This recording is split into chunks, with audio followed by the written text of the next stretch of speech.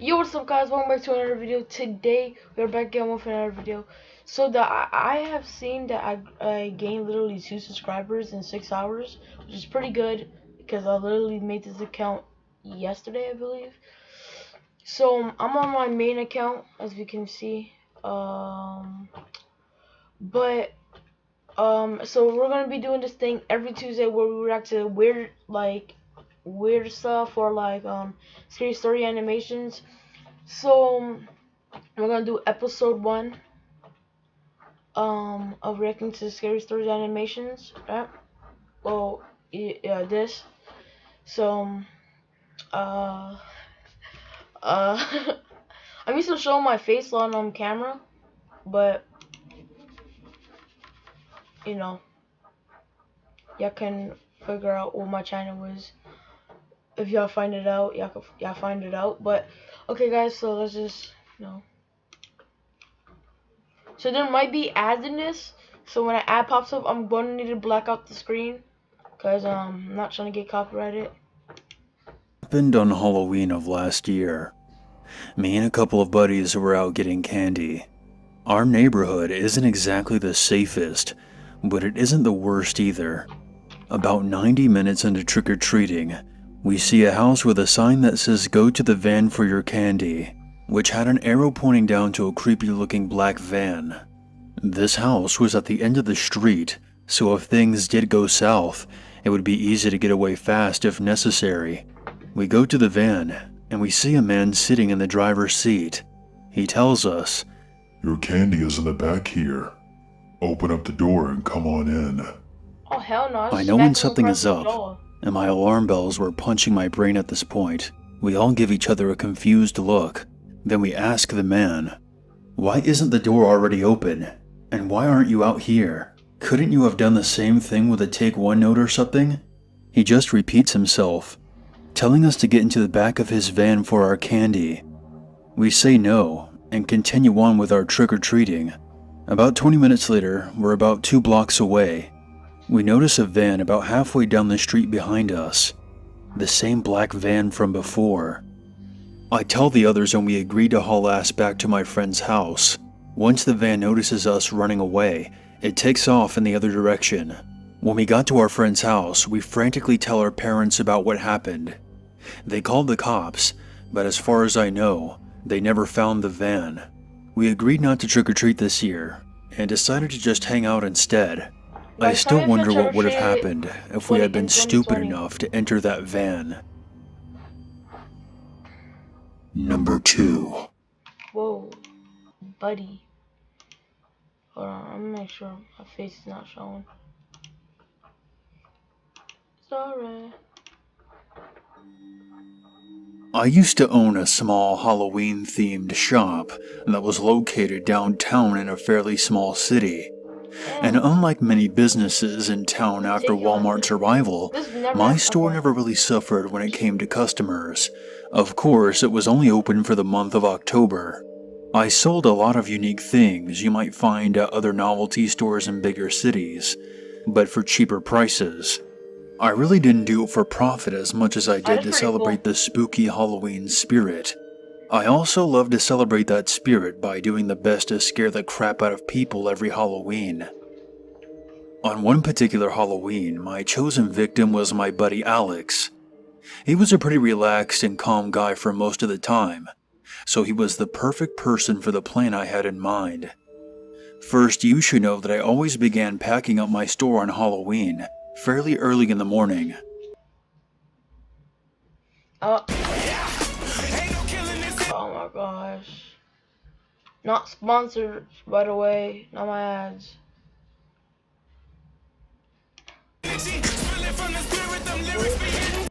Just pause it. Bro,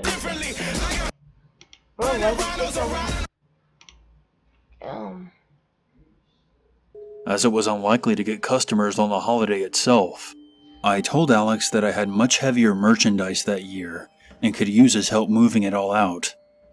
Not knowing what he was getting into, he accepted, and I told him to meet me at the shop around 10 p.m. sharp. As I said, Alex was a very relaxed and calm guy for most of the time, Well, unfortunately for him, he had once told me about his irrational fear of clowns and how he couldn't function around them. So naturally, I'm scared of clowns. I'll literally, if I see I don't care if it's a regular clown, you walking up to me, you getting stabbed. my plan involved dressing up in a clown costume. When he would arrive at the shop, I would stand perfectly still like a statue. Once he realized he couldn't find me, he would then call me, most likely. But when my phone rang, it would be in the pocket of an apparent clown statue, and when he came over to investigate, I would give him my best scare. Pretty simple plan, right? Everything was set in motion. Bro, you can see I dressed up and stood near the back of the store, obscured by some boxes and other decorations, and waited for his arrival. A little after 10, Alex entered. It was very dark, as I made the last-minute decision to cut out the lights before he arrived. He called my name a few times, but of course I didn't respond. I heard him walking around a bit, looking around the shop for me. I could barely hold back my laughter. But after more shuffling, I heard Alex speak in a defensive tone. "Not funny, dude." I looked around, but there was definitely no way he could see me right now, even if I had twitched or anything. I continued to play dumb. "Come on, man," he repeated again, sounding angrier this time. "That's not funny." Confused, I quietly adjusted a nearby stack of boxes so I could peer through the crack towards his voice. I couldn't make out his shape very well, but I knew for sure he was not looking in my direction. Suddenly my phone rang. I heard Alex turn towards the sound instantly. I froze, giddy with excitement that the plan might be working. But as he approached, I realized he wasn't holding his phone, and a wave of disappointment fell over me as I discovered my prank had been ruined by another caller. "Alright, fine, you got me," I announced shortly after the phone stopped ringing, taking off my mask and stepping out into the open. But Alex's face didn't look relieved.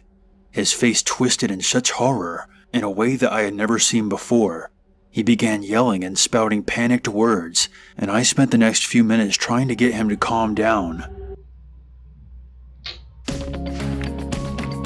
Why?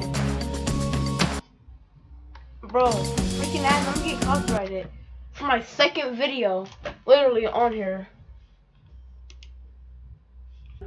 He explained to me that when he entered the store, a man in a clown costume was staring at him, and then began slowly walking towards him. But when my phone rang, the man had dashed right out of the store. Alex had no idea that I was actually hiding in the back of the store the whole time. I don't want to think about what could have happened if Alex had showed up late that night, or if my other friend had never called during the prank. Number 3. I'm a police officer. A situation that stands out the most would have to be Halloween of 2001. This particular experience nearly made me take a leave due to the weirdness. So don't say I didn't warn you. It starts off on a regular Halloween patrol. My regular partner was sick, but somehow still managed to attend a party. So I was stuck with a crotchety racist bastard who I didn't like. After about an hour, he says something like, "Hey, Spook, what's going on over there?" After a brief and angry discourse on nomenclature, we stopped to see what looked like an impromptu costume orgy past a thicket on the side of the road. This was normal for Halloween, and was more often than not middle-aged partygoers. The two men were dressed like Mickey Mouse, and the woman... He said that's normal.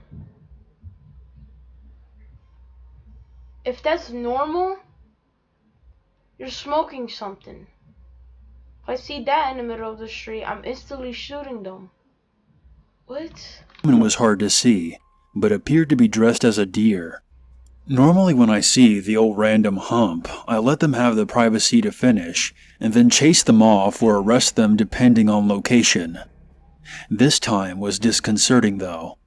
They weren't holding the woman down, but from what I could see she was unresponsive, so we strolled up and tapped on the tree behind them. They didn't stop canoodling. But what we saw made us jump back, and I'm ashamed to admit, I threw up on the spot. This is the part where I say I saw what was the single most awful thing and I'm assuming racist asshole as well, have ever seen. It wasn't a deer costume. It was a half-butchered doe, with its intestines strewn about. They were taking turns fucking it, and all they were wearing was Mickey Mouse masks. That was really hard to write because the image is still fresh in my brain, even after all these years. This was just so inhumanly awful that I can't describe it. I might tear up. I'm not kidding.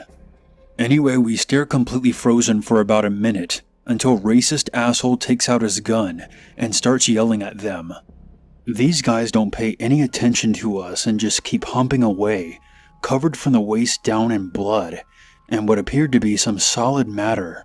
Finally my brain kicks in, and I tell racist asshole to lower his gun, and we both step forward and detain the two men. We call it all in, and we take the two men back to the station. They don't say a damn word the whole way back.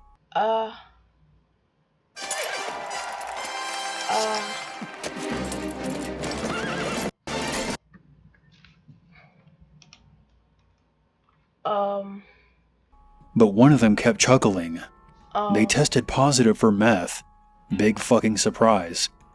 And they both were very incoherent, even after they came down. I didn't look too much into it, but they apparently were both run-of-the-mill laborers who had gone missing months prior. So that has to be one of the more gruesome things I've ever seen. One of the most visually disturbing anyway. So yeah, happy Halloween.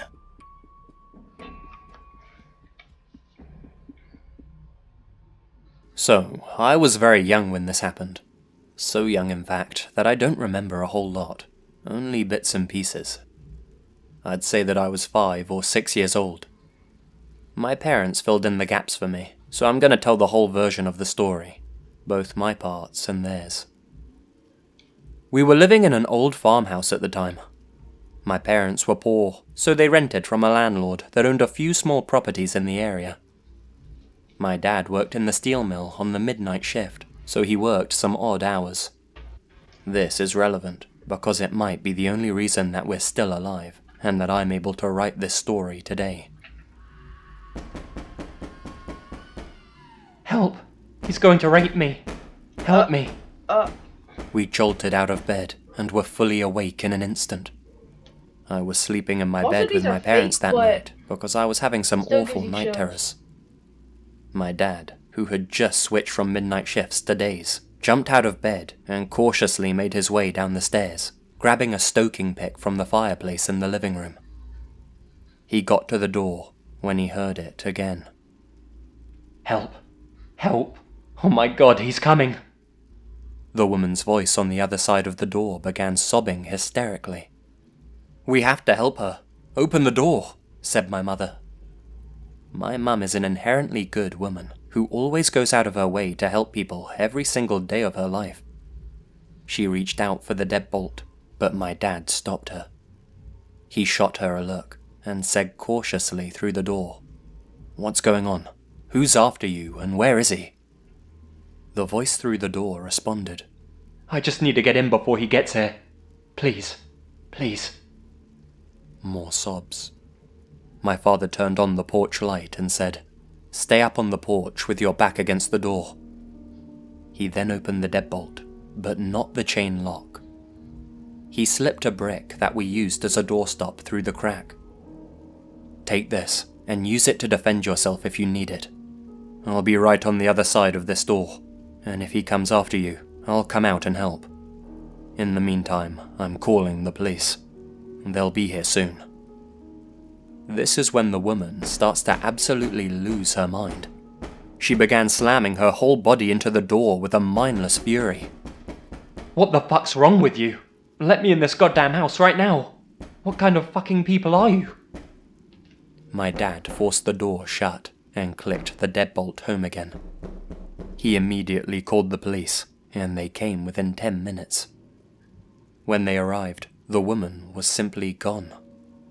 The doorstop brick was sitting on one of the porch steps.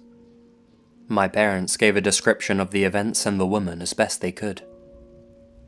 We tried our best to get some sleep in the following nights, but my mum and dad checked all of the locks and windows several times throughout the night. I don't remember understanding what happened. There's nothing as unique as our It eyes, literally only which is takes why so much SLR ads before I pioneers start getting ways to make copyrighted. lenses with 3 cutting-edge I'm not trying to get solutions. copyrighted for literally my first video. My second. But I remember thinking that my parents were acting strange and wondering why they didn't help this woman. I thought the man snuck up and got her while we were calling the police. A few days later, we found out that the police had been called for a similar situation at a different house. My dad's brother-in-law worked in law enforcement and told us that that time the police happened to have a car down the street and arrived without lights and sirens. The officers saw the woman that my parents had described at the front door on top of the porch. When they began walking up to her, a man dashed out of the bushes from the side of the porch. They chased him down pretty quickly and recovered a long kitchen knife from the bushes where he had been hiding. The man and the woman had been working together to try to gain entry to houses. The police surmised that the woman would get people to open their doors and let her in, and then she would let her partner in. God only knows what they would have done once they got inside.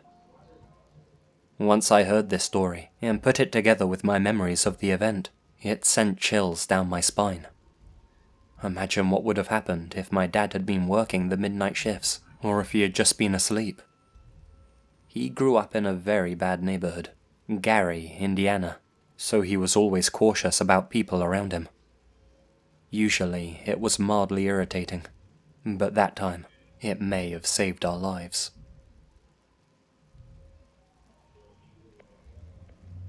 Number 2. This happened on a Norwegian peninsula when I was about 15 years old. It must have been 2006, give or take a year.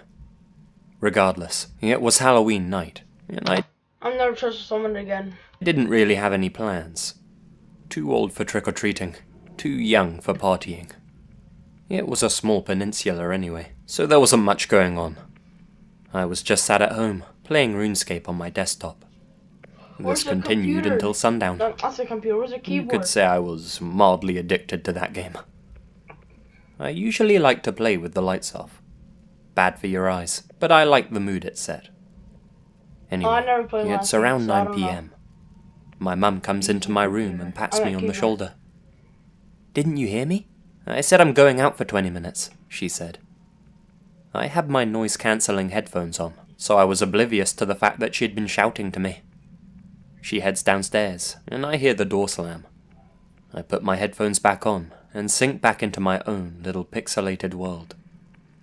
As such, I can't really tell you how much time passed.